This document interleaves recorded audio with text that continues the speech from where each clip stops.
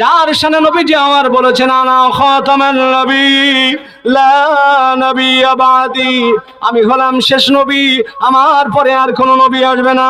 লাউ কানা বাদি নবিয়্যান লাকানা উমর, আমার পরে যদি কোনো ব্যক্তি নবী হতেন তিনিই হতেন হযরত ওমর। ভাইরা আমার, যিনি আল্লাহর কাছে দোয়া করতেন আল্লাহুম্মা রযুকনি শাহাদাতান ফি সাবিলিল্লাহ, ও আল্লাহ তুমি আমাকে শাহাদাতের মৃত্যু দাও, আর আমার যদি মৃত্যুটা হয়ে যায় যেন আমার মৃত্যুটা শাহাদাতটা যেন নবীর দেশে হয়। আল্লাহ দোয়া কবুল করেছেন কিনা জোরে বলেন। সম্মানিত ভাইরা আমার, উনি একদিন কিছু সরিষার দানা, গমের দানা ছড়িয়ে দিয়ে বলেছিলেন, ওরে ও দূর আকাশের উড়ন্ত নীলিময় পাখিরা, তোরা আয় আয় আয়, আমি খলিফাতুল মুসলিমিন, আমার হাতের কিছু খাদ্য তোরা খেয়ে যা, তাই যদি না হয় কাল কঠিন বিপর্যস্ত কিয়ামতের ময়দানে তোরা আমার বিরুদ্ধে ফরিয়াদ করবি, আমি আসামি হয়ে যাব।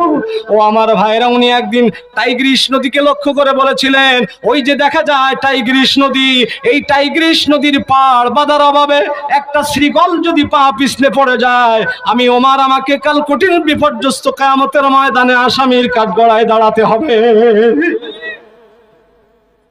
একদিন শয়তান পালাচ্ছে, বিশ্বনবী আমার শয়তানকে ধরে বলছে, তুমি পালাচ্ছ কেন? বলছে, লক্ষ্য করে দেখেন ওই তো ওমর আসতেছে। কি আসতেছে? শয়তান বলেন, আল্লাহ নবী, যেই পথে হযরত ওমর আসে 40 দিন পর্যন্ত আমি সেই পথে আর রওনা দেই না। যার শানে আমার আল্লাহ তাআলা 8খানা কোরআনের আয়াত নাজিল করেছেন,